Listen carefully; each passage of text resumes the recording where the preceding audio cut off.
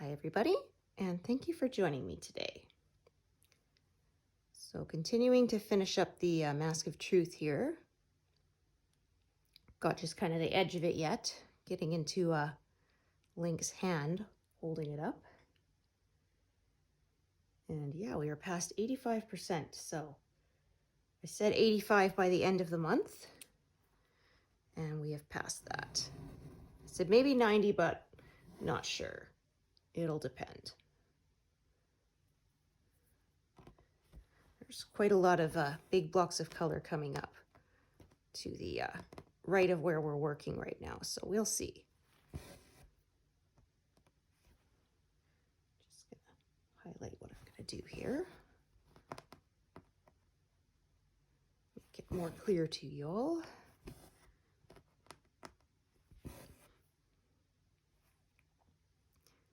Yeah, so we had snow last night because nature's decided to mess with us again.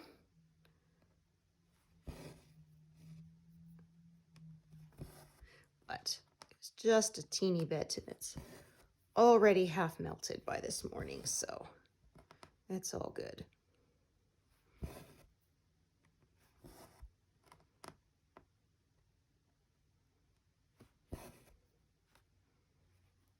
my gosh, there we go.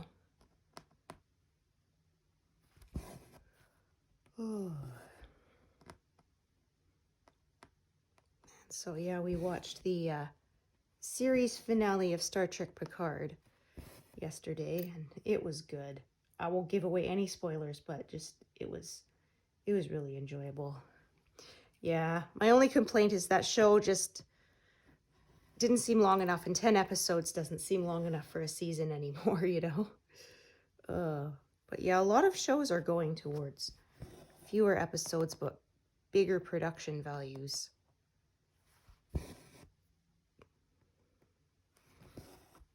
But yeah, I kind of miss the bottle shows are sometimes some of my favorites. The ones where they use only existing, you know, they don't build any new set or anything. They use only the existing ones, and because they're mostly character driven. So yeah, those are my favorite kind of stories.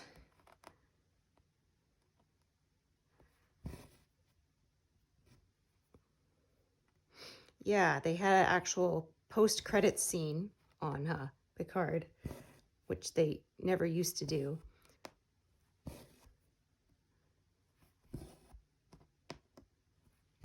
Yeah, people complained about the Star Trek movies, but I said it kind of rebooted the franchise because, yeah, after I think Enterprise ended, it kind of went dormant for a while. And then, yeah, I think the movies kind of brought in a new generation of fans, so brought us back the TV series, so I'm happy. I liked the movies too. I don't know. No matter what you do, some fans are gonna complain, right? Ugh.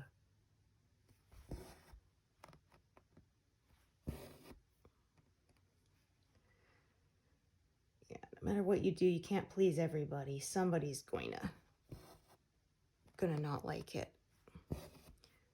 Okay, I think that these colors here to the right of this are a little bit lighter, so I don't really want to carry this dark purple across the back. And it's a bit, like it's within that inch pretty close, but yeah, I'm just going to end this off and restart it because, like I said, these are some light colors here, I believe. All right, let me just do that and I can actually take a look. Probably not bad, but I'm not going to risk it. Oops. Yeah.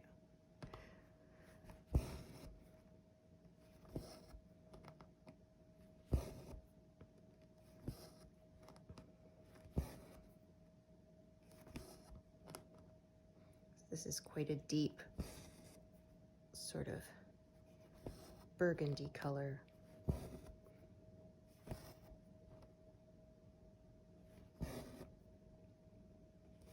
Yeah, there were a lot of reds here. because of the eye design on the mask. It was a lot of confetti, but the overall effect is very good, so it was worth the work.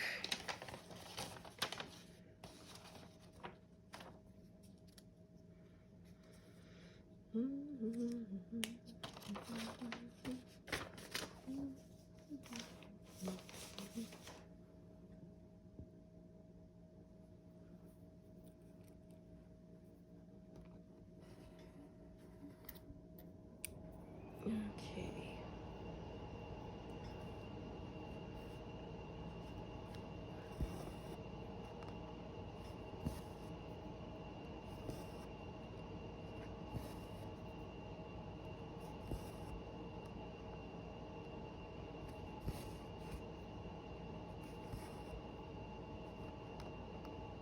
It's going to be a while till I get to this one again, so I'm going to unthread it. So it was closer to reach here. When I get to these stitches up in this box, I'll put a different piece of thread for that. Okay. Okay, 30, 41. Oh, excuse me. Yeah, I haven't counted up how many zeros I've got, but quite a few at this point, so.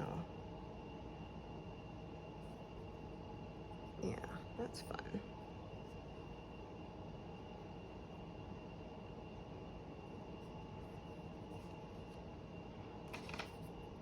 Oh, goodness.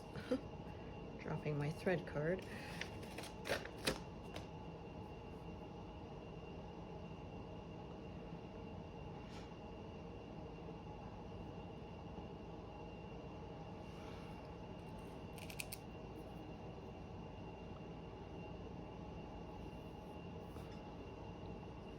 Yeah, I just hope if they make more Star Trek, we get some more that aren't prequels. I mean, I don't mind them. I enjoyed Discovery, although that one took me a little longer to get into. Strange New Worlds I loved right away. So much fun. But yeah, I wouldn't mind seeing more stuff pick up after Voyager got back to Earth. So this Picard was nice because it wasn't a prequel. But yeah.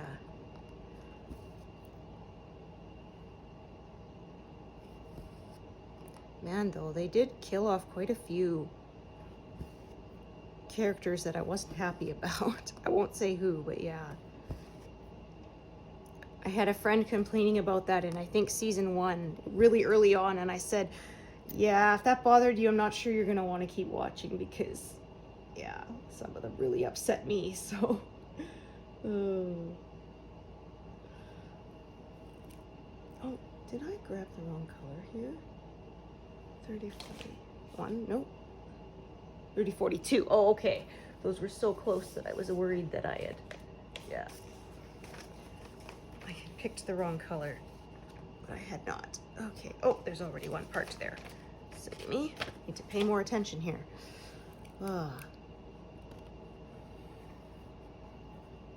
Yeah, I actually slept well last night, but I was sleep deprived for a while, so I almost feel more tired. But I decided to try something different, and I have my Navage nasal wash machine, and I tried using it before bed. I actually did it out of desperation because one night my nose was making a squeak noise, which drives me absolutely up the wall, keeps me from sleeping. So, and I was trying using the nasal spray and it wasn't doing it, so I finally said, okay, forget it. I'll go the whole hog and use my neti machine.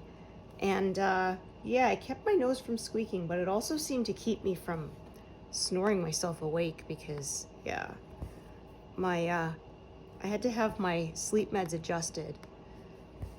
And the problem was then it kind of makes me relax so much that, yeah, then I would make snore noises, which I didn't used to, and that would wake me up, so yeah.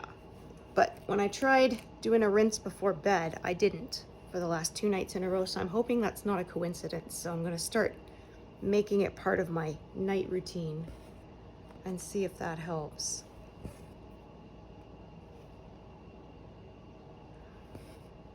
Oh, is this the last of these stitches or not?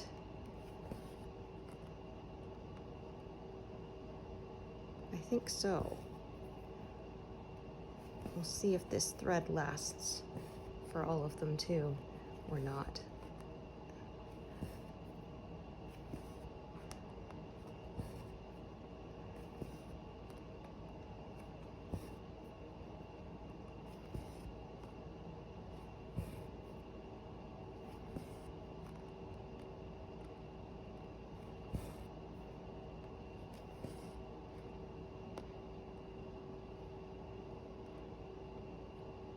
That looks funny.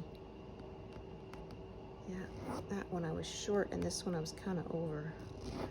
So let's redo them. Make them look a little neater. There we go.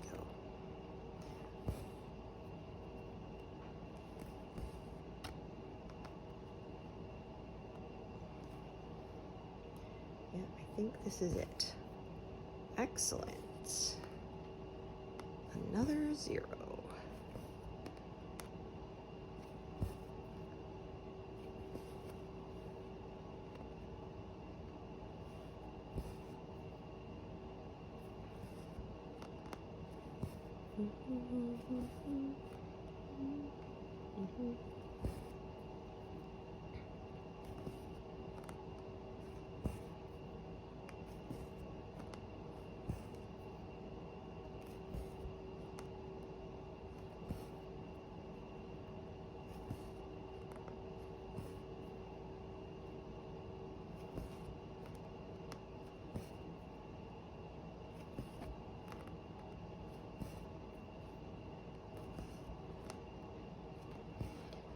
Saying of maybe 90, but I'm not going to have as much stitching time the next day or so because I have to work on mounting another project, my secret project that was is a gift for someone.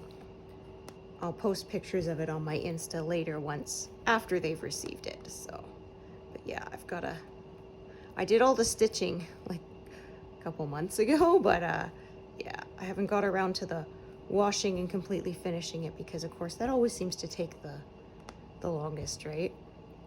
We enjoy the stitching part and then not the finishing part as much. Like I said, I was the same way with knitting, having to deal with sewing things together and securing all the ends. Sometimes stuff would sit in my closet for a long time before I would get around to doing that.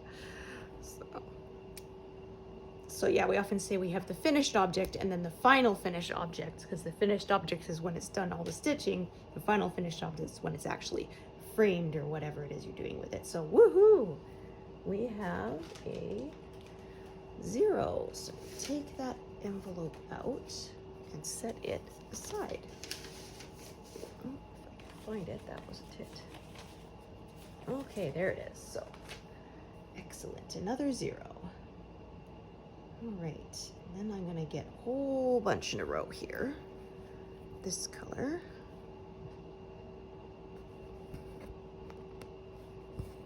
Yeah, so I kind of ended up doing the bottom of this diagonal first because the colors just sort of,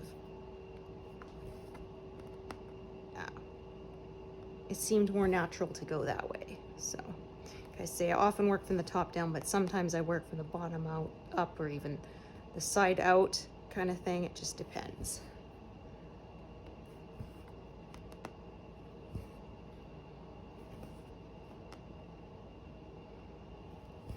And sometimes across more than one diagonal at once when there's really big blocks of color going across more than one diagonal. Okay.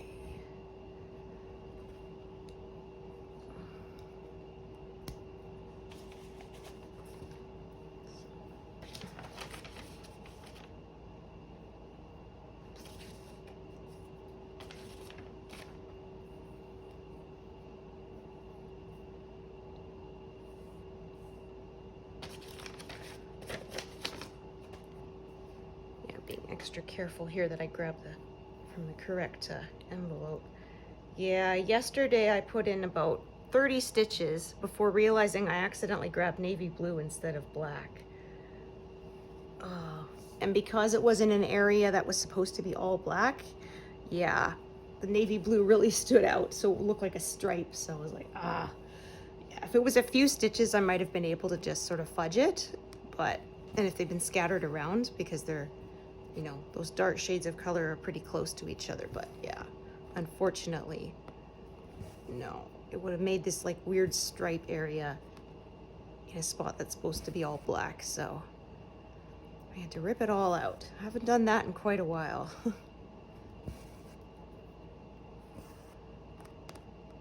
Yeah, I don't know why. I even kept 939 and 310 far apart on my tray so I wouldn't mix them up, since they are quite similar. That and 823, they're sort of in different corners on my working tray so that I wouldn't. But I still managed to mix it up anyway. Well, I think it was because I was working with the navy blue in another section, and so when I went to grab a new piece, I just accidentally went and grabbed it from the same spot instead of from the correct one. So oh well, at least I discovered it before, you know, I'd stitched a lot further and around it and then had to pull it out, because that's no fun. Yeah, I sort of realized it halfway through my strand of thread that I messed something up. There we go. Yeah, one of the strands was sort of sticking up further than the other. Just had to fix that.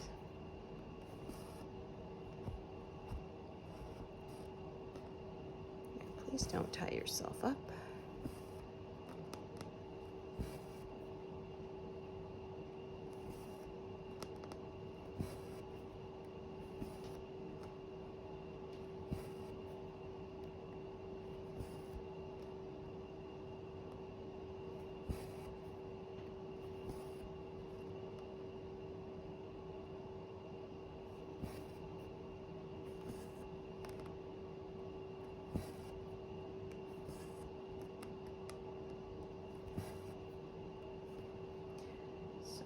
I made sure to clear space on my tablet today, so hopefully I should have enough space to record a nice long session, since I've been getting a fair bit of feedback saying that people are enjoying when my sessions go longer than an hour, so when I have time, I'll do that for you.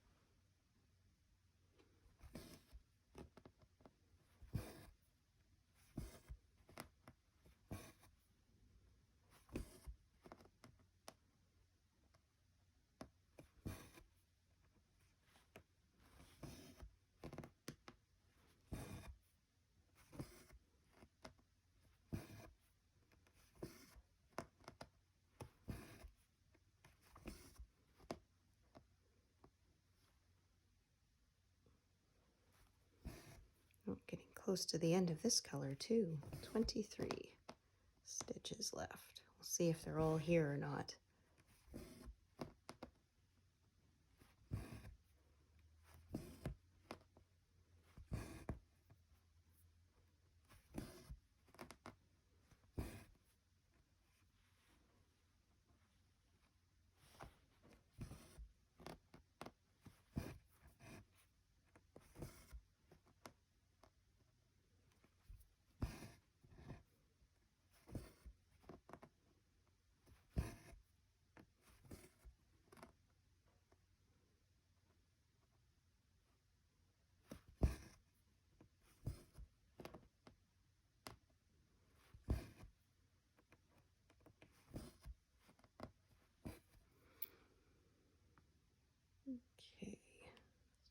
Time to switch colors.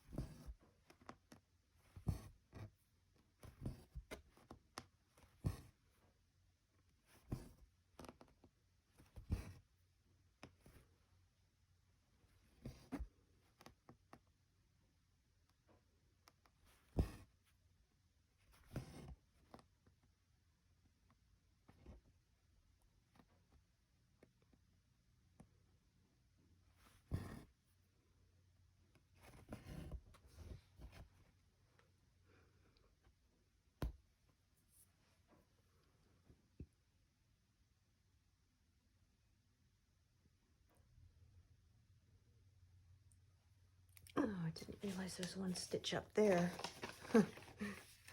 Oh, I'll take care of that now.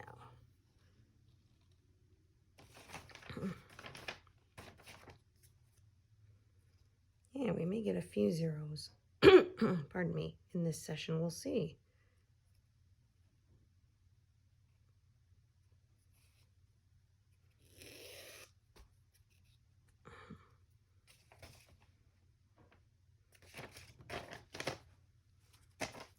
Keep that here because I'm going to have to put these threads back on the thread card after doing one stitch.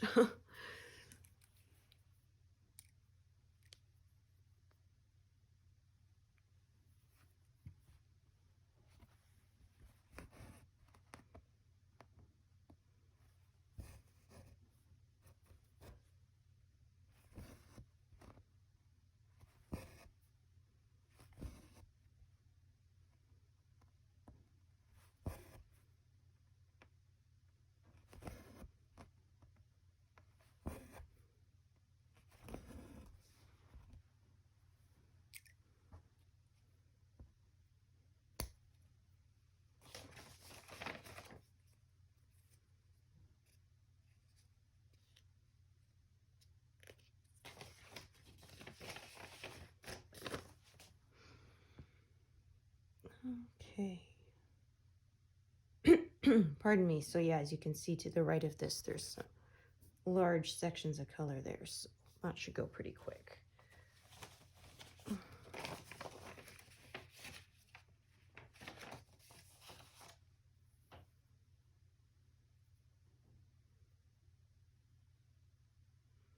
Yeah, I think sort of the whole area between the Mask of Truth and where Deku Link starts is going to be pretty fast because, yeah, there's a lot of solid blocks of color, or close to.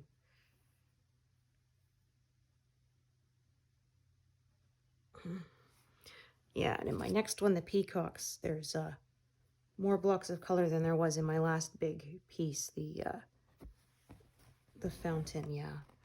The peacock's one, there's a bit, of course, on the peacock's tails and on some of the flowers, but a lot of the stuff in the back, yeah, I browsed through it, has large sections, so we'll see how fast that goes. I think that project's going to be a couple of years because I'm also working on Firefly about 25% of the time, so yeah. When I was stitching the Soulful Mediterranean Tranquility, I basically put all of my stitching time into the one project, so that's why I got it done in less than 2 years, even though it was a big one, and with so much confetti. Yeah, that one, there was almost no big blocks anywhere. It was unrelenting confetti. Most complicated piece I'd ever stitched, but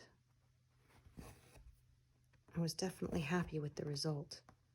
Yeah, there's someone in the Facebook Artisy cross-stitch group who's doing the same pattern, but they're doing the regular size version. I did the large, and I have to say it still looks just like really good, you know. It's funny because I saw their post and it was like, why is one of my posts coming up, you know, now when I finish that project, I'll realize, oh, that's not mine. That's someone else stitching the same picture. But yeah, like I said, theirs is the regular size, so that goes faster. So there's fewer stitches, but yeah, the detail still looks really good.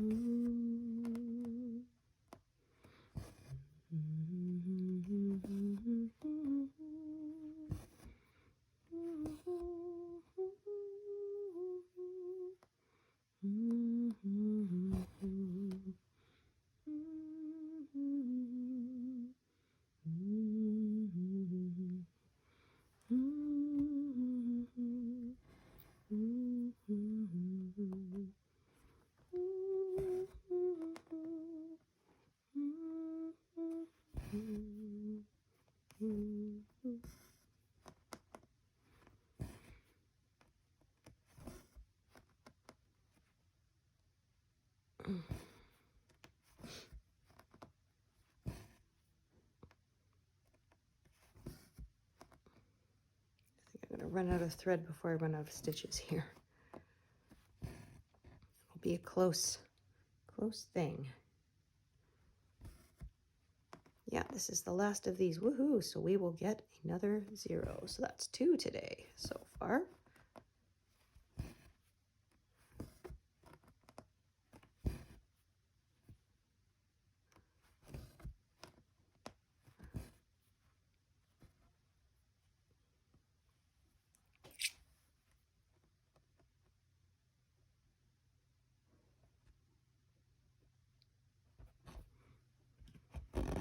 There we go. Just smooth that out a little bit.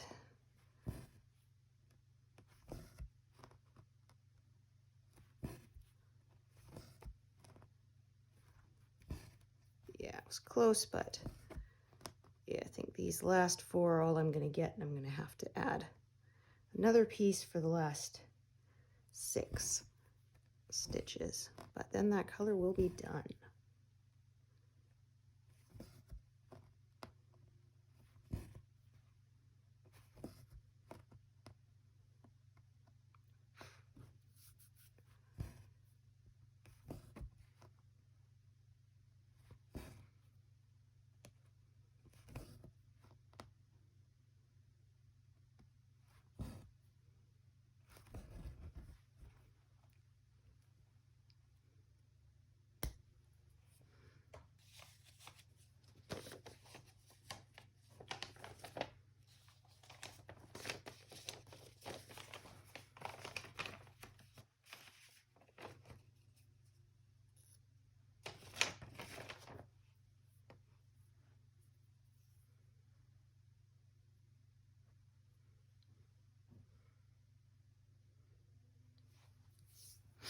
Mm-hmm.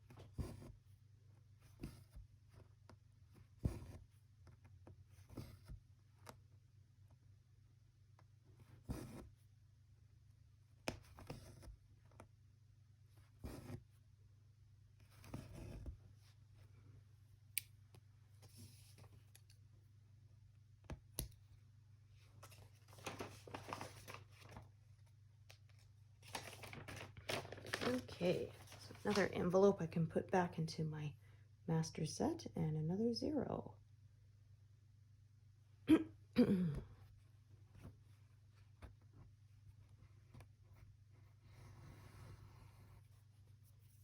make sure I'm grabbing the right thread, there's more than one light purple color here. Okay.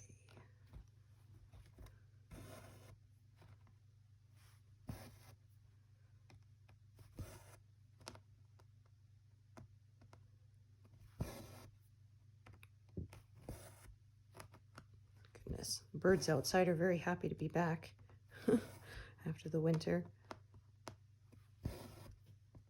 Oh, I don't mind as long as it's not 4 in the morning.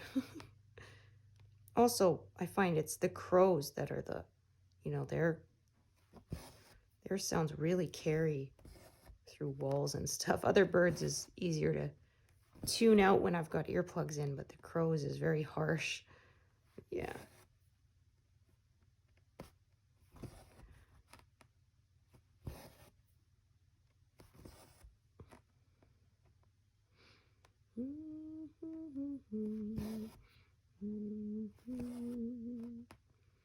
Yeah, my son has been very happy for the thaw. He's been going for bike rides with one of his friends who lives on the same street as us. So yeah, which is good. Get some exercise, fresh air. Yeah, it was funny when he was learning to ride the bike. He could do it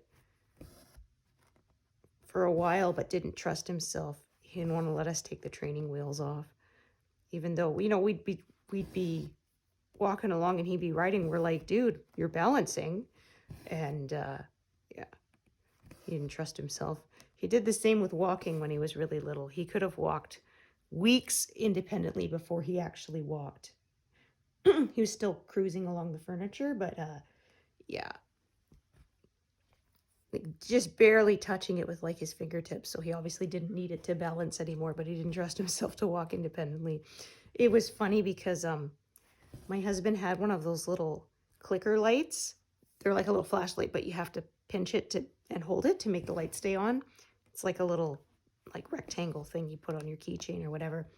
And so he gave it to our son, and he was looking at it and clicking it on and off, fascinated, and he was staring at it so hard he walked across the room from the couch all the way to the coffee table. And my husband and I both looked at each other like, did he just walk independently? And he did. It's just he didn't trust himself. It was like, Dumbo's magic feather or whatever it is that didn't need it to fly. He just believed he did. Yeah, it was like he didn't need the furniture to steady him. He just thought he still did. Ooh. Okay, so do this row with this thread, and then it will run out. Darn it. I did moisturize, but yeah, sometimes the calluses on my fingers grab the thread and pull it out of the needle, which is very irritating.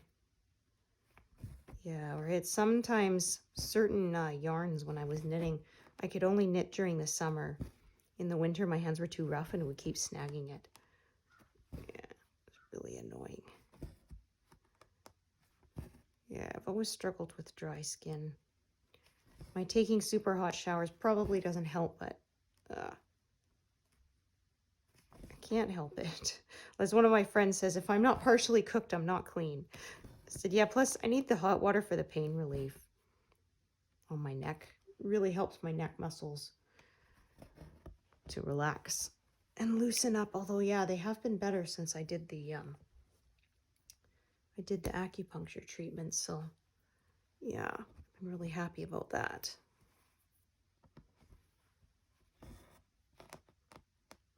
So, I don't have any more appointments.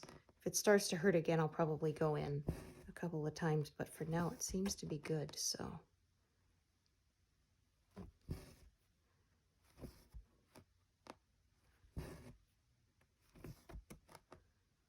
Yeah, it's just wild. Slept with the wrong pillow once that was way too high when I was like 9, and Ah, I've had awful problems with it ever since. Okay, so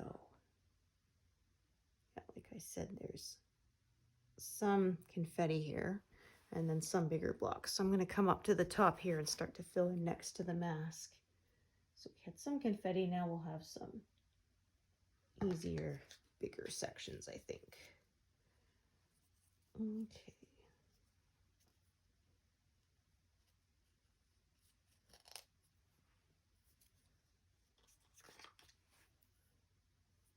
Yeah, I've had a few people say they like to see the sections of big blocks too, because you can really see the progress. So, and it's almost kind of meditative too. Just go back and forth without having to change colors, get into a rhythm.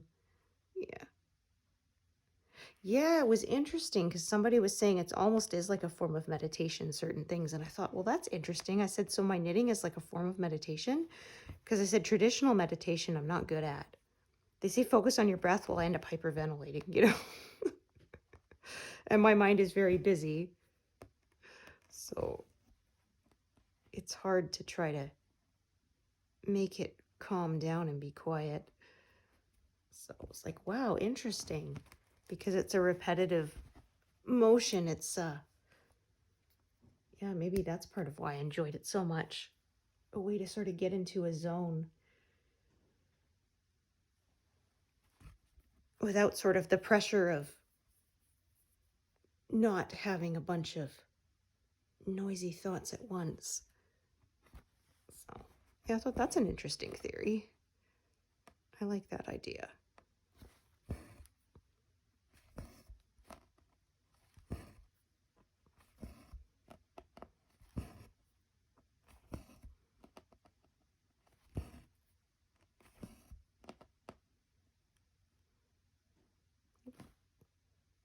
There. I have so many pin stitches here that I have to be careful. My needle actually goes into the holes and not where the pin stitch came through and made a hole. Yeah.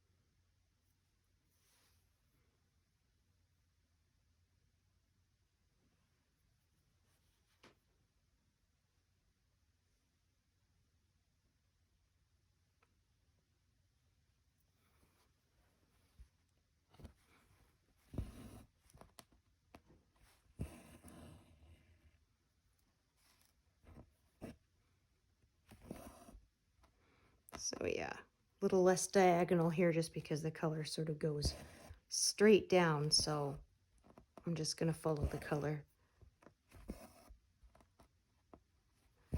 Yeah, the diagonal's just a guide. I'm not strict with it.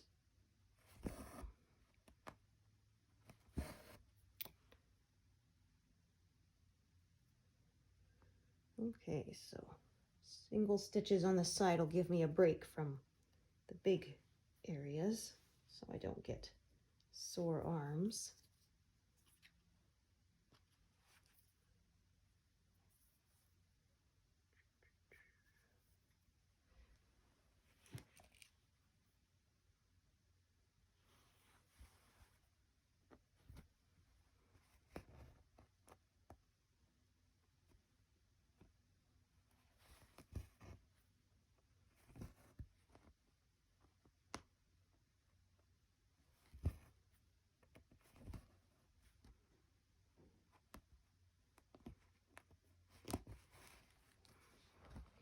kind of works out well. I'll have to move my frame soon, but pretty soon I'll be taking this off the frame to do my monthly update anyway, so yeah. I don't like moving my frame as much. I try to move it as few times as possible. Getting it in and out of the stand is kind of a production. Yeah, I said I'd like a clamp stand where it's like spring-loaded instead of these bolts you have to tighten, because yeah, it could be a bit frustrating sometimes.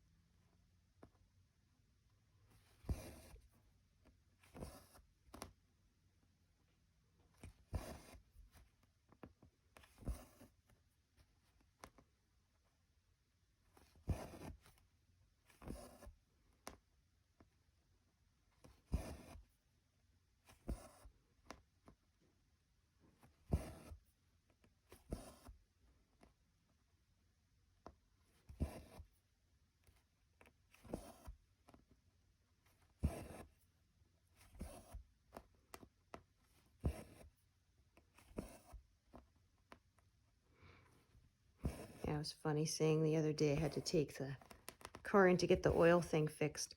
And they said it was going to take a couple of hours, and it actually took them like 15 minutes. It's like, man, if I'd known, I would have just stuck around, because what happened is we drove there, and my husband in his vehicle, and then, yeah, he took me home, and then later he, picked me up, and we went to pick up my vehicle. But yeah, if I'd known it was only going to be 15 minutes, I would have just hung around the dealership and then driven it home, saved us the trouble. But yeah, they said it was going to be a couple of hours, so oh dear. But at least that's done, so we're not leaking oil anymore. Yeah, and then when I have to replace my tires probably next year, we'll get them to fix, because they damaged my the pressure I don't know what you call it, sensor, that's it. A tire pressure sensor, so it's always saying that my tires are low on pressure even though they're not. Yeah, which is why when I got a flat, I didn't realize it right away. It was like driving, and why is the car shaking in a weird way? And I pulled over and then looked, and oh, that's why.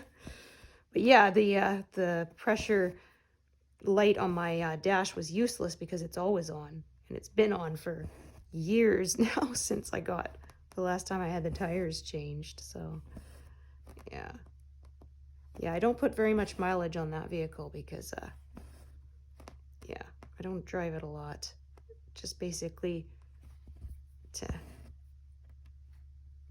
take my son to school and back, or to go get groceries, but that's it.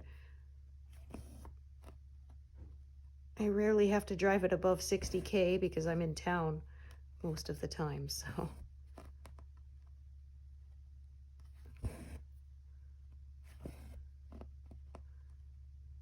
Yeah, because when we travel long distances, my husband drives, so we take the truck. Well, plus it's good. I get motion sick very easily, and a bigger vehicle means I get it less. Because yeah, whenever we go on long trips, I always wear the pressure point wrist C-band things, because I find it helps with the nausea. Yeah.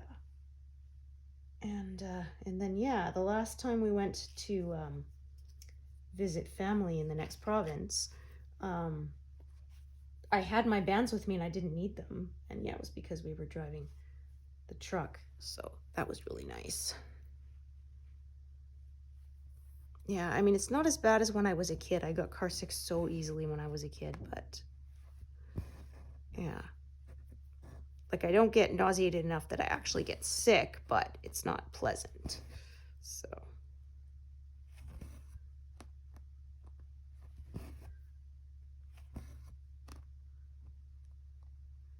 Yeah, I saw a product, supposedly they have these special glasses you can wear. They said that allows you to like read while you're inside a vehicle or whatever, because they're full of like liquid around the frames, and supposedly that if you wear them for a few minutes, it sort of like tricks your inner ear, or I don't know, just helps it get used to the motion so you don't feel ill. So yeah, I thought that was kind of a neat, but they were like $300, so I wasn't willing to pay that much to try it out. Ugh. Plus, I don't know, how would it work when I already wear glasses? Would they fit over it or what? Yeah.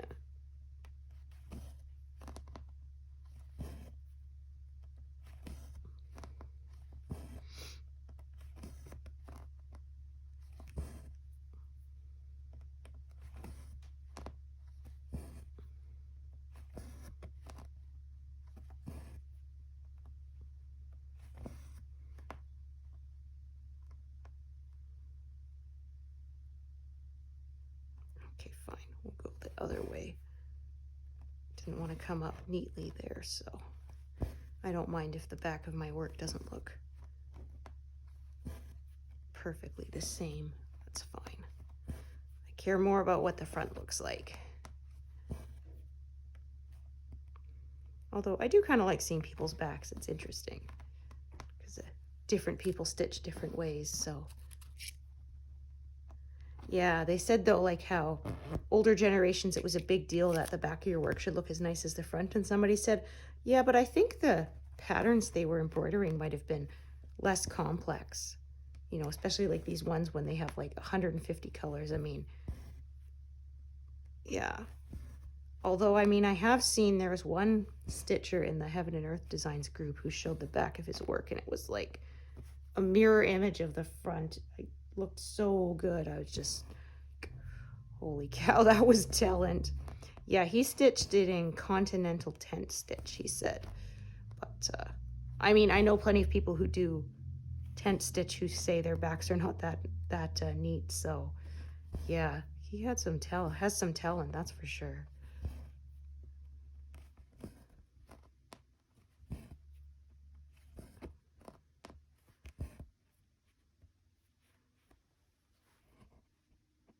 This is getting,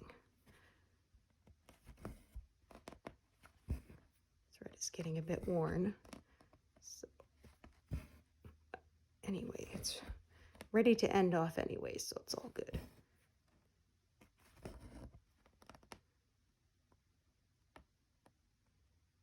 Come on.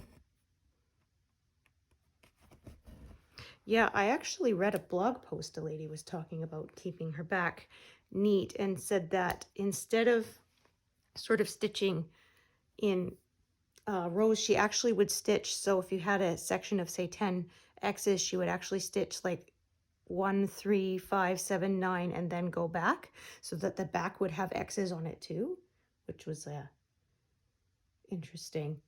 More work than I'm willing to do, I think. But yeah, she did show it was a simpler piece. It wasn't like a huge full coverage piece with, you know, a ton of color changes, but it was pretty neat. She showed the back and it was almost as nice as the front. So I guess if that's really important to you, there are ways. But yeah, for me, I'm not going to be, once it's done, no one's going to see the back, so I don't really care. As long as it doesn't have big lumps that might, you know, affect the finishing process and make it look lumpy. That's what I worry about.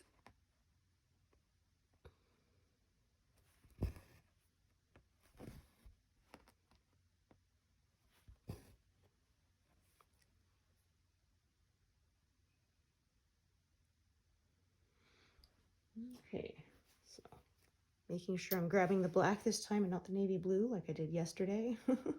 Oh, look at that. I have 4, 5, 6 stitches left of this.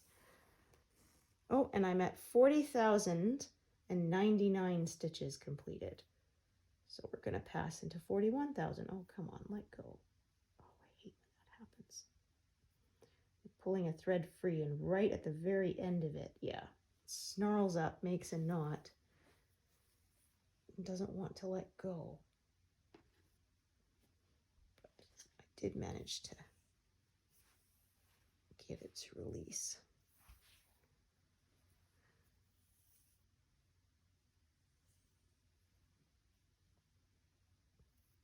There we go.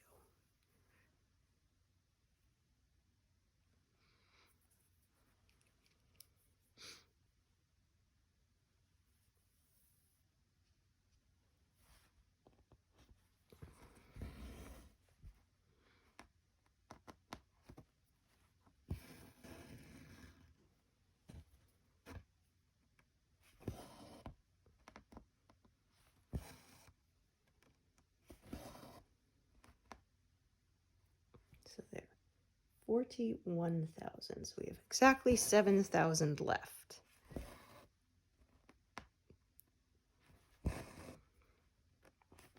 So yeah, we should definitely finish that next month.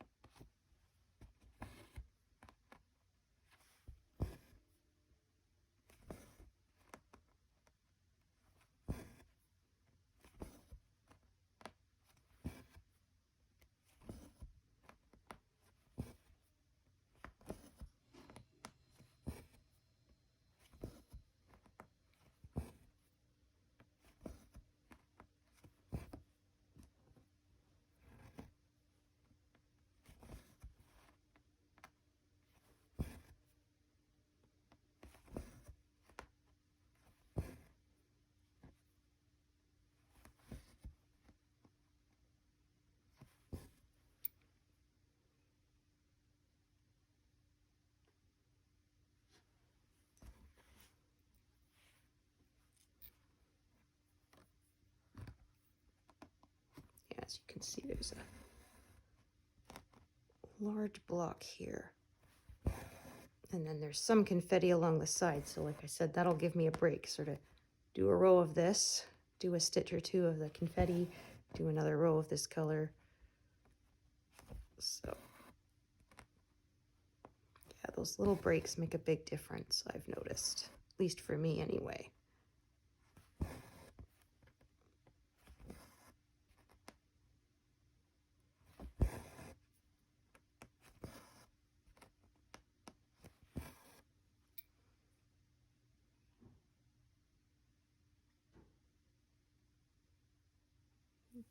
Okay, 37.40.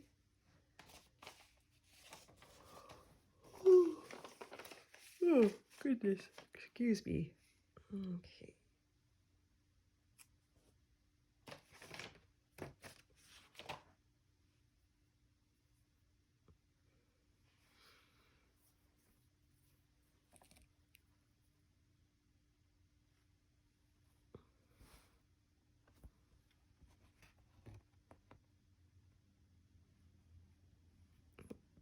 Let's try that again.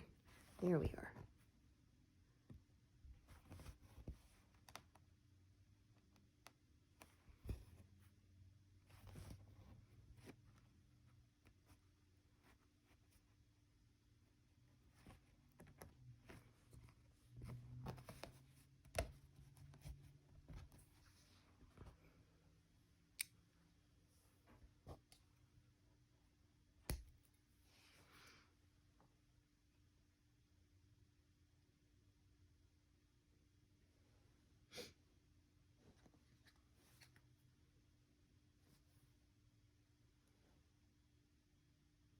Okay.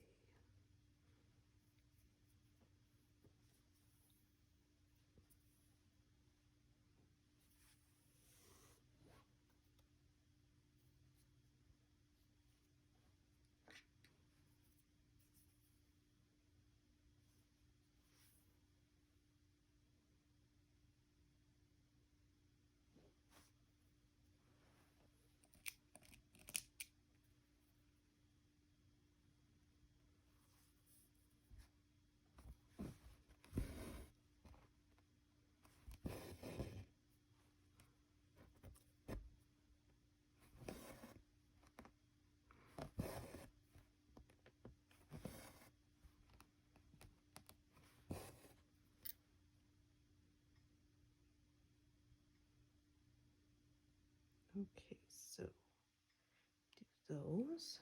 Attach a new piece for those stitches.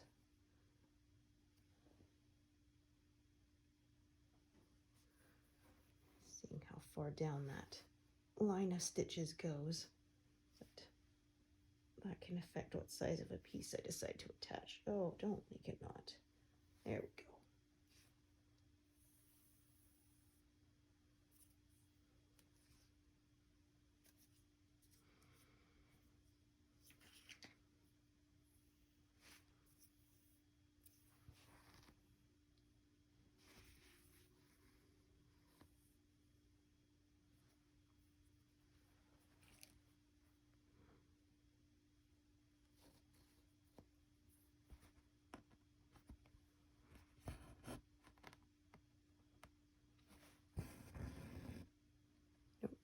knot there? Oh, looks like a little bit. Darn. Ah, I thought it had smoothed out, but I guess not.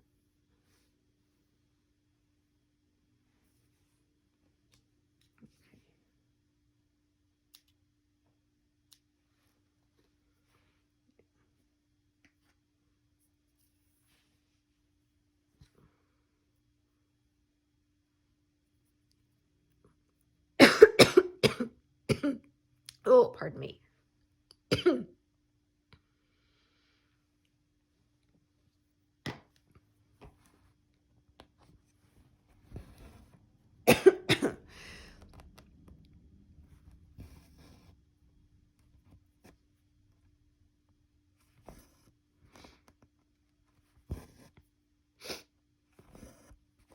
Yeah, sometimes if a really tiny knot forms while I'm stitching, I'll keep, pardon me, oh, I'll keep going with it, but since I found it before I even fully attached the thread, I decided, yeah, I'd rather just remove it, start again with a piece that does not have a knot in it.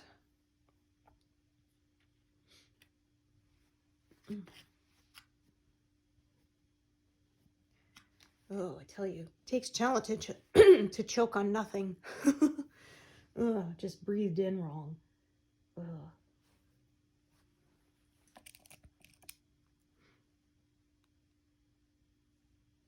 It's like I say, it takes talent to trip over flat surfaces, but somehow I manage.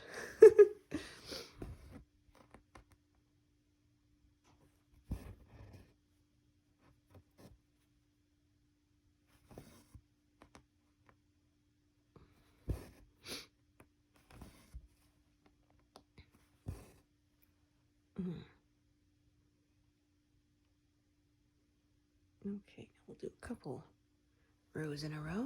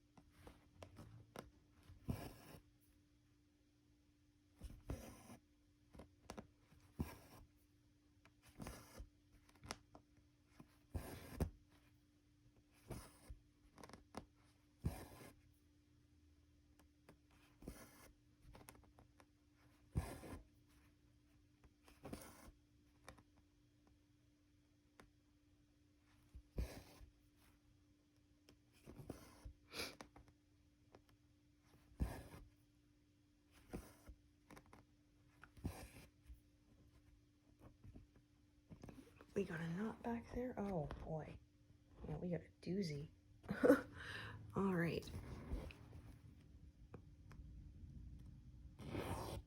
Let's see how far back it goes. It's a really big long loop on the back, darn. Ah, I think that's it there. Yeah, there we go.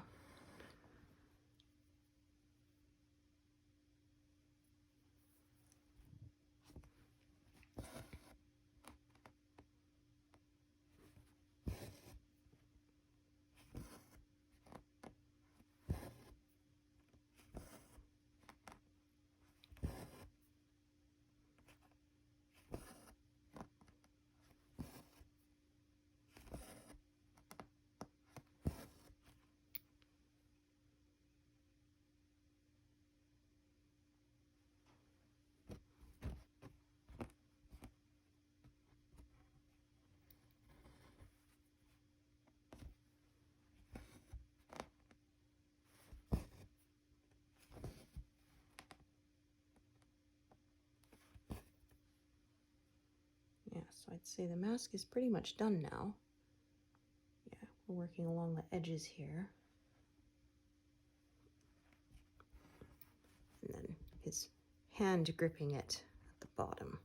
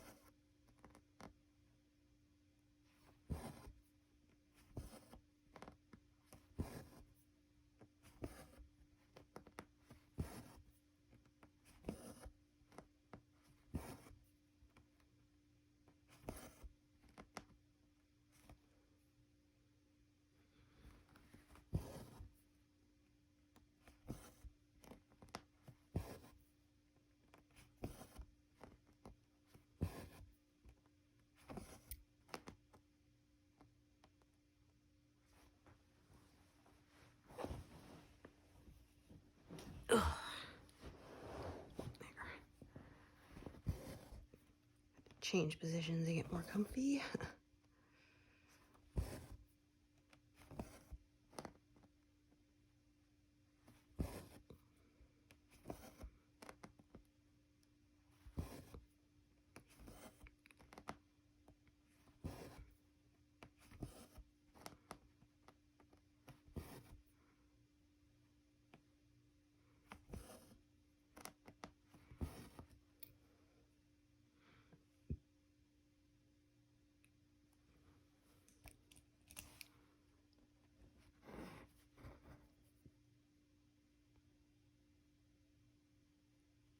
There we go.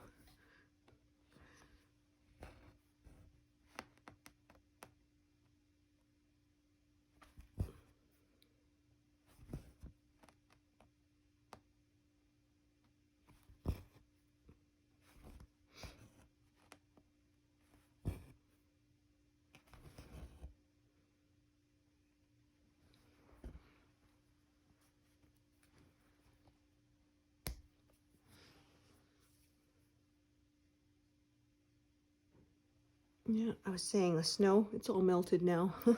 All the stuff that fell last night, so yeah. Yeah, at this time of year, when it does decide to mess with us in snow, at least it disappears pretty quickly.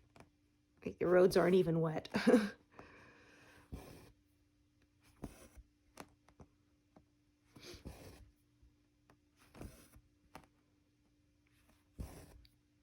I won't complain. I have some friends in the States who are still getting snow, and it's not usual for them. So yeah, they're worried about flooding.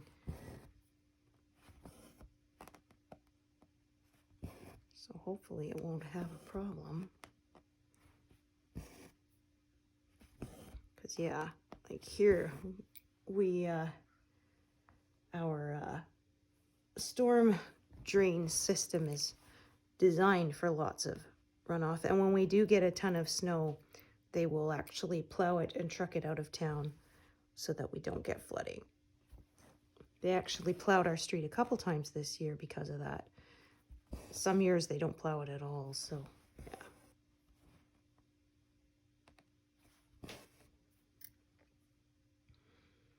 yeah, although we did have flooding one time, because one of the sewers intakes or whatever got clogged, and then yeah, it was in the industrial park, and my husband phoned me and said, don't bother trying to come to work because it's completely flooded.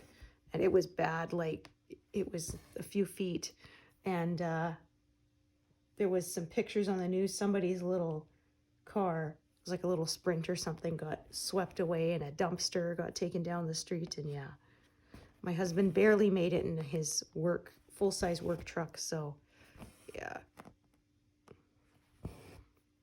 we were lucky because our office is on a little bit of a hill, not much, but just enough that yes, the water didn't get in. Because I was a little worried. I had a foot warmer heating pad on the floor, and yeah, I didn't want that to get soaked because of course it would get wrecked. So But fortunately, we were okay. Yeah, and there were some pictures on the news of some people went kayaking out in it. I was like, man, what a Canadian thing to do. Oh, dear. But yeah, there was one of the grocery stores. It actually came up almost like a geyser in the middle of the floor. It was not good for them. Oh, there was videos of it. Yeah. Because, yeah, they were in a bit of a lower area. So, unfortunately, they got it all. Yeah, one of my friends, their basement flooded, so they had to replace all their downstairs furniture and everything, so that wasn't fun. Fortunately, insurance covered it, but I mean, it's such a hassle. Yeah, we had our first house that we lived in. It had a fireplace and a chimney, and they didn't bother to seal off the chimney cap properly, which we didn't know until we had a huge rainstorm, like sheets of rain coming down. The gutters had like a waterfall coming off it, even though they weren't clogged at all. It was just too much water for it to handle. And yeah, and water got in between that roof cap, and it filled up all the vapor barrier inside the house, and yeah, soaked out the drywall. And yeah, I was downstairs and I felt something drip on my head, and it was like, okay, that's not supposed to happen.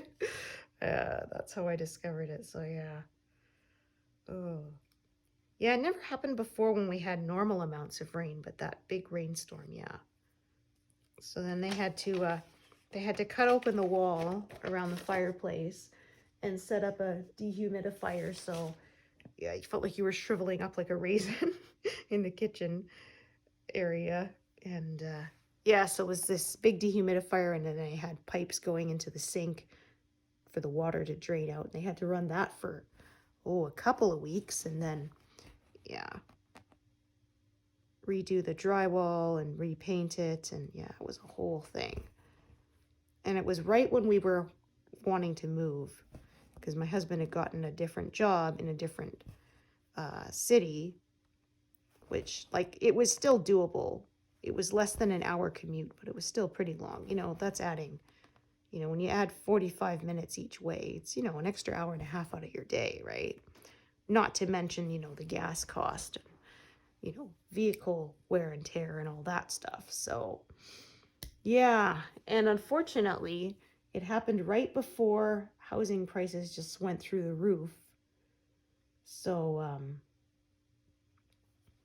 yeah, that was in 2006. There was, at least where we lived, there was it was a seller's market, that was for sure. And yeah, it took 4 months to get that fixed up. So that was a real big, before we could put it on the market. So that was a big pain, but oh well. It all worked out in the end. I'm happy with the place we did get. But yeah, we had to move fast when we liked it, because yeah, houses were just like sometimes not even making it to the market yet before they would get sold. It was wild. There were people taking out ads trying to find a place to rent, because they would have a job there, and then no place to live. Yeah, it was wild. So yeah, we were lucky because we got to see the house before it went on as an open house, like the next day, and we put in our offer that day. And fortunately, the guy just wanted to get it sold, so he just accepted our offer pretty much right off the bat, so we didn't have to get into a bidding war with anyone. So yeah, like, it's not absolutely everything we were hoping for. My husband really wanted a double attached garage, but we couldn't afford any place that had that. Yeah, so we've had to do a fair bit of renovations on it ourselves, but I mean, it's a good basic home. We haven't had any big problems with it, so yeah, I've been pretty happy here.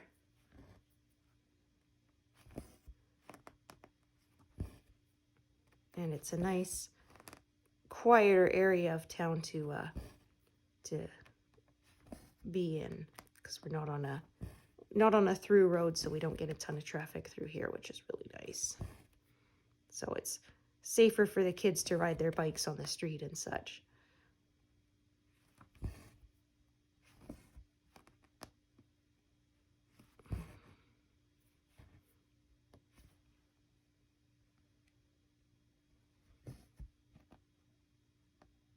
Yeah, but not so far out of town that it's, you know, a hassle to have to go and run errands or anything, so.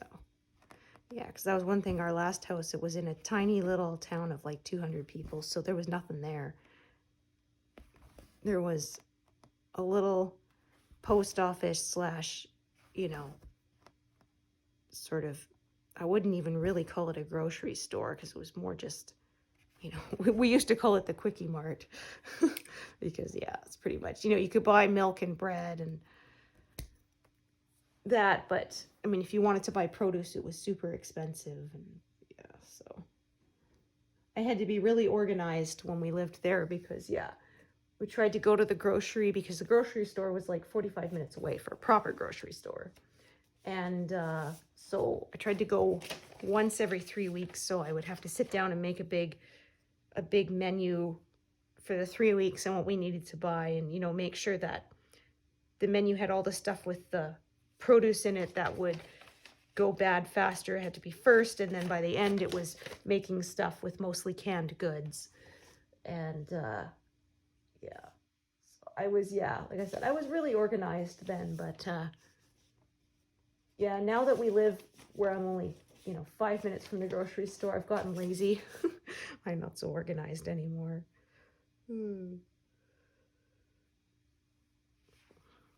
Yeah, I wasn't a fan of tiny town living, I have to say. Oh, like one time, my husband had to work in a different city, so I went with him because we got to stay overnight. So it's kind of like, you know, mini holiday paid for by the company. But so anyway, while we were there, I was out shopping, and I sort of on a whim walked into a salon and got my hair cut because it was too long, so I got it chopped off to, you know, chin length.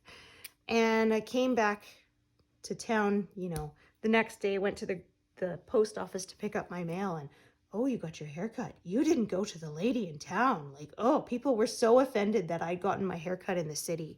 Like I was some kind of traitor. Like people act like, you know, I poisoned the hairdresser's dog or something because I didn't go to her, kind of thing. I was like, eesh, people, I can get my hair cut where I want. Jeez. I didn't even know there was someone in town who cut hair, because people were kind of, I don't know. We were the weird city people who locked our doors all the time, so yeah. Oh, yeah. Like I said, there's so many books and things that people just wax poetic around small town living, and I mean, I guess it's great for some people, but for me, I wasn't a big fan of everybody knowing your business, and oh, yeah. Prefer a little more anonymity, if that's how you say it, being a bit more anonymous. Like, we know our neighbors here on the street and stuff, but people don't know your business. Like, yeah, my husband said when he was a kid, they moved to a small town, and their toilet backed up like the first couple days they were there. So, you know, they called the plumber out and got it fixed, and then they said they went to church sort of like the next week, and somebody's like, oh, yes, you guys missed last week because your toilet backed up, didn't you? It was like, how did you know that? But of course, everybody in town knew that the new people had to call the plumber for a toilet backup because it was a small town. So, yeah. Oh. Yeah, it's a new experience to get used to if you've come from a bigger city. To go to a small community like that, yeah.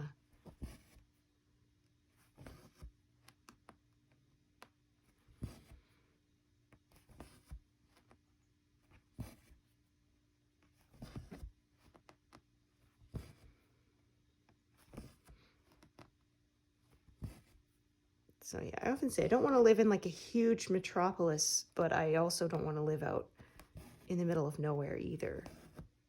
Yeah.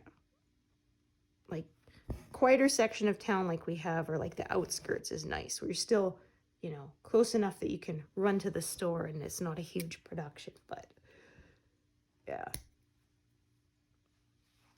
Okay, do a couple rows of this. Again, break it up by doing. Oh, wait a minute. Oh yeah, I almost grabbed, that's the number 3 section. I need a new piece of thread for this. Ooh, pay attention there. Yeah, because again, this is the whole 939 versus 310 issue. The black versus the very dark navy blue. I don't want to do the same thing I did yesterday, where, like I said, I did like 30 stitches in navy blue before realizing it was supposed to be in black.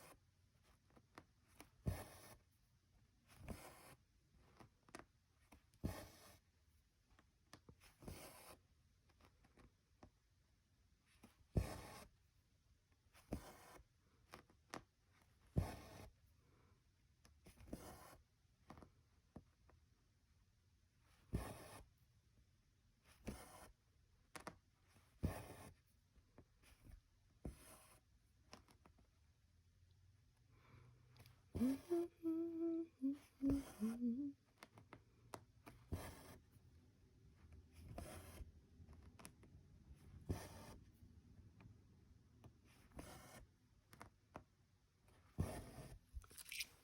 think I got,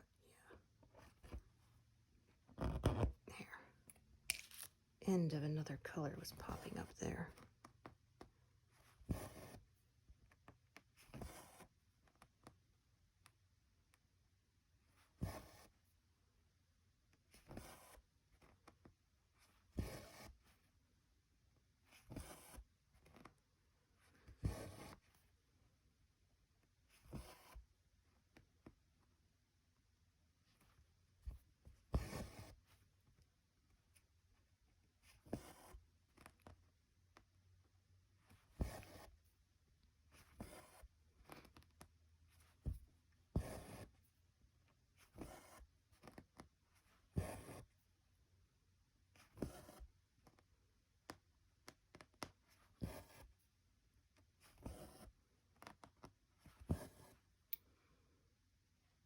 So I'm going to shift up here a bit because I can do all of these number 3 stitches, and I remember that I left this one threaded, so might as well.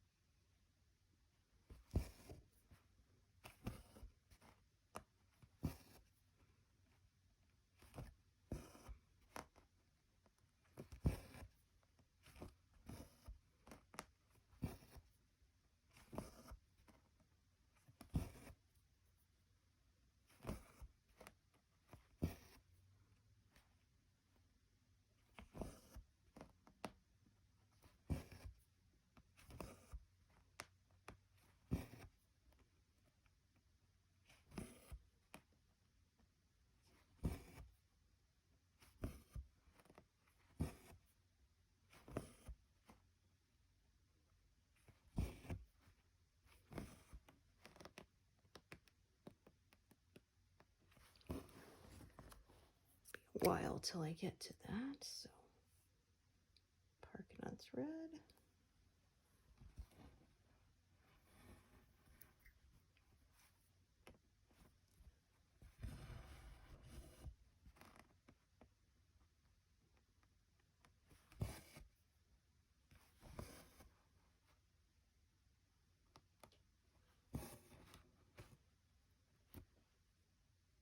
It's a bit of a longer carry to where I've parked this, but it's going to get stitched over, so it's kind of, yeah, going along here along the back, so I don't really need to thread it under other stitches to secure it. It will get stitched down. Yeah, if the stitches between those are done, then I will thread it along the back just to keep it from being a long loose carry because it can get caught and pulled. I did that one time while I was ironing along the back of the piece, and the tip of my iron caught a longer carry and it pulled it, and yeah, I had to fiddle with it to kind of fix the distortion it caused. I wasn't happy about that, so yeah, that way I can avoid that problem in the first place. The ounce of prevention versus the pound of cure, as they say, right?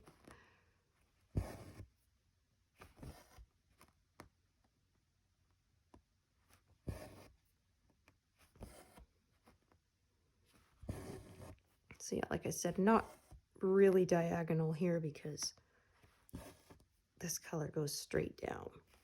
So rather than break it up into sections. Oh, what is that? Oh, hang on a minute. That looks weird. Is that an end? What is it?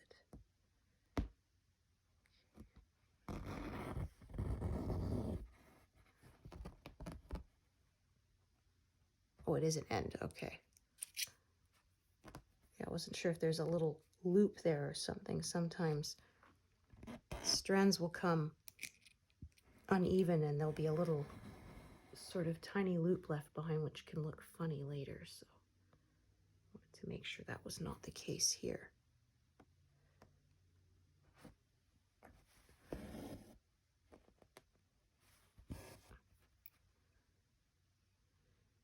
Okay, and then these three so that I can tie off this short bit. Yeah.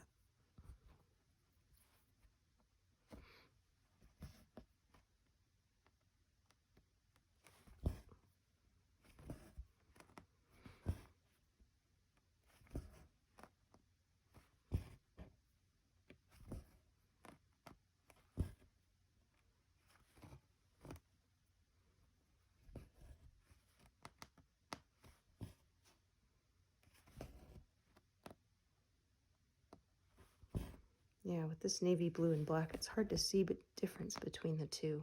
But when I did the wrong one, I had a bunch of black and then I did like 3 rows of navy blue. You could see the line.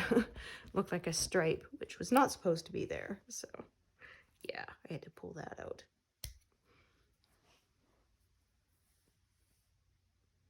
Yeah, sometimes when it's a stitch or two of the wrong color, like if I do a navy blue where there's supposed to be a black and it's like one stitch and it's not in a focal point of the piece, I'll leave it because it's really not that noticeable. But yeah, a stripe of navy blue in the middle of the black would have been noticeable, at least to me, and it would have annoyed me forever. So I had to fix it.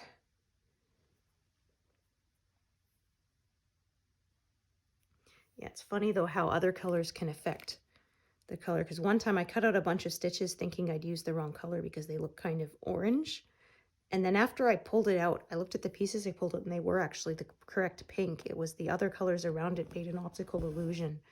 It tricked my eyes, so I was like, oh, so I pulled all that out for nothing. Oy.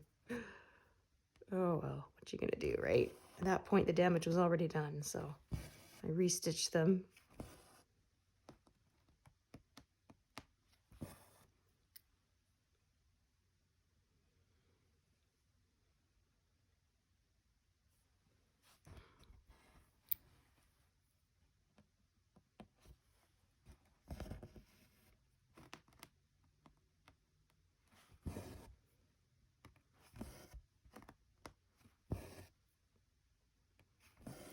Now we're going to get into some more confetti here, I think. Yes, we have some more detail on the very bottom of the mask, and Link's hand coming up to hold it means there's a lot of colors there. That will keep things interesting.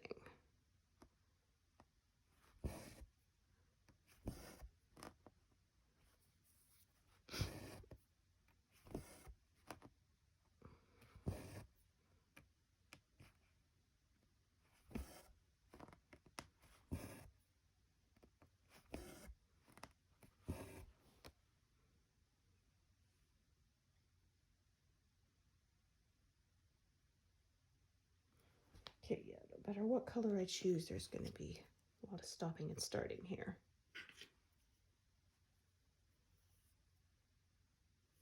That piece is too short. I think we'll get a completely brand new one.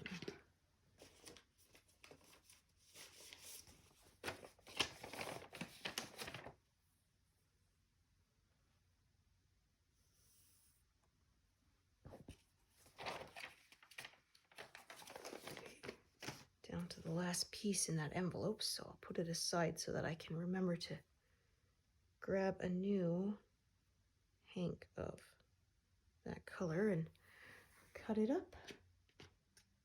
Yeah, I put that in a video I did about my floss organization. I like to cut my thread into 8 equal pieces. So I unwind it, fold it in half 3 times. So once gives you 2 strands, fold it in half again gives you 4 strands, fold it in half one more time gives you 8. And then just cut it apart that way. And then, yeah, I like having matching length pieces. So that was one thing when I still used bobbins. I always would end up with a piece that was really short at the end, like, you know, 5 or 6 inches, which when you're doing loop starts doesn't give you very much. Or it would be super long. And like, I like to work with lengths that are, I think it works out to be about 18 inches when you fold them. Yeah, and I would end up with, you know, a super long piece that I would have to cut in half. And then the pieces that were left after I cut it in half were a bit shorter than the length I like to work. So yeah, that's why I like to, like I said, do the folding, and then it makes it nice and even in length. Yeah, that's one thing when I cut them off the cone, I'm just estimating, so they end up not always being the same length. I mean, I suppose I could measure them with a fabric ruler, but I'm not that persnickety about it.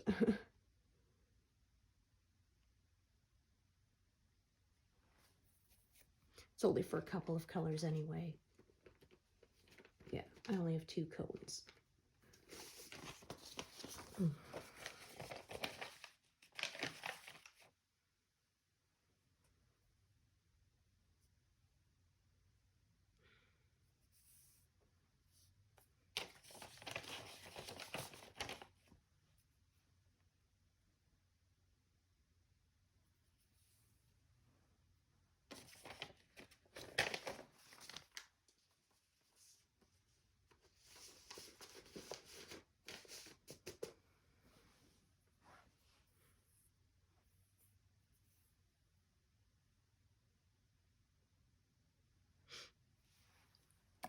Oh, there goes the mail carrier.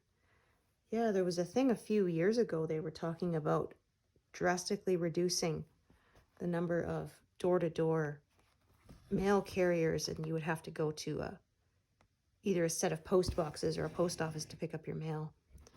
But they ended up not doing it. There's quite a lot of backlash against it. It wouldn't have bothered me because, I mean, I kind of got used to it. Like I said, when we lived in the little town, everything was a P.O. box. We couldn't, yeah. Even sometimes if you wanted something couriered to your house, they still dropped it off at the post office and you had to go and get it. So, but of course, recognizing for me, it's easy. I'm able-bodied, you know, so walking a few blocks to the post office really wasn't that big a deal for me. But yeah, for some people, you know, so they said they were going to keep, like, for people who needed it delivered to their house, but that would have been a big thing, right? Of having to sign up for it if you need it, and yeah. So they ended up not doing it, but yeah, like I said, my husband was kind of surprised at how upset people got because he said when they lived in Europe, right, like getting stuff delivered to your door wasn't a thing. Everybody went to the post office. It was sort of part of your daily routine to go to either your post box or post office and check if you had any mail. But yeah, of course, that was also, you know, a while ago. So, because yeah, getting older, right? So that was pre-internet ordering and all that.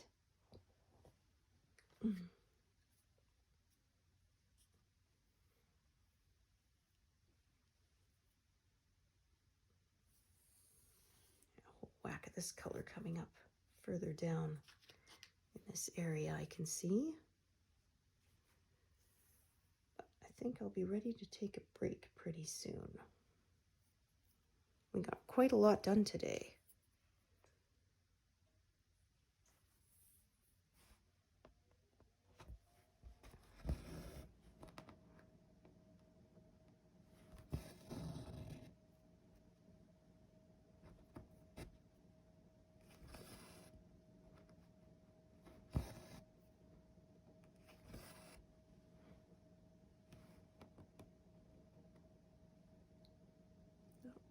Two, three, four, should be 5 from that bottom grid line there. Yeah, I had to cut out one of my grid lines the other day because it got, the way I stitched over it, it had pulled it, pardon me, 1 stitch to the right, which was messing up my counting. So I cut it out, and then it was like, man, I remembered why I like to work with a grid, because, yeah, I really miss not having a grid line in the middle there and having to count in a 20 stitch wide section instead of a 10. Yeah. A lot of people stitch without a grid and they like it, but I would not want to stitch without one. At least not for a full coverage piece. Yeah. Like when I stitched a little Legend of Zelda wedding announcement for a relative, I didn't use a grid then because it was, yeah, like I said, not a full coverage. So, and it was a smaller piece. So it only took me a couple of days to stitch it.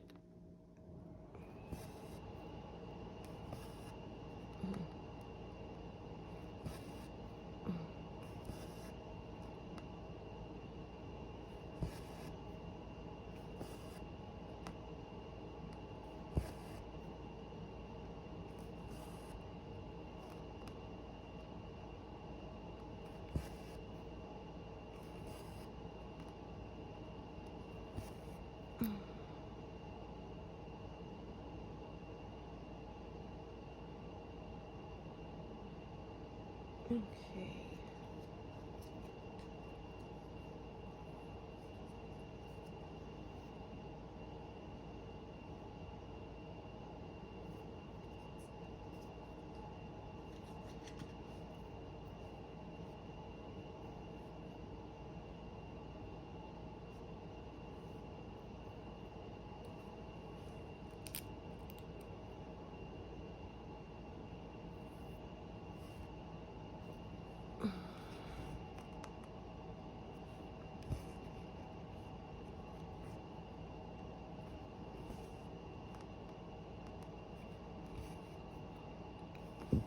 Pardon me.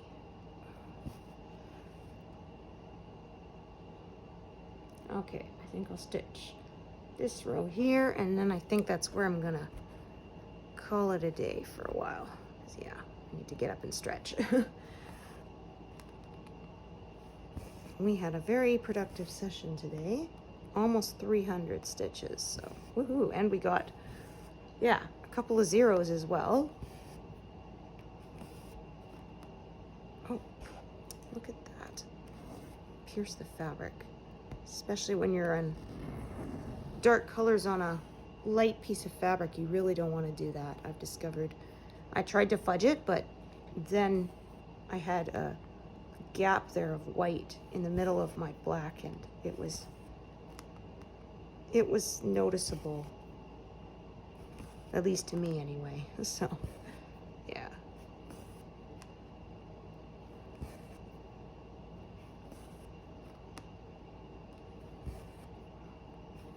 much better to fix it early than to realize later that it's gonna annoy you and to fix it later. Yeah, that's not always fun. So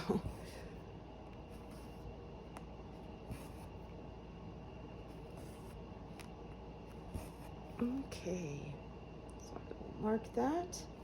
Great. So yeah, 295 stitches. That was a nice productive session today. So as usual, thank you so much for joining me today, and hope to see you here again another time. Right, thanks everyone. Bye.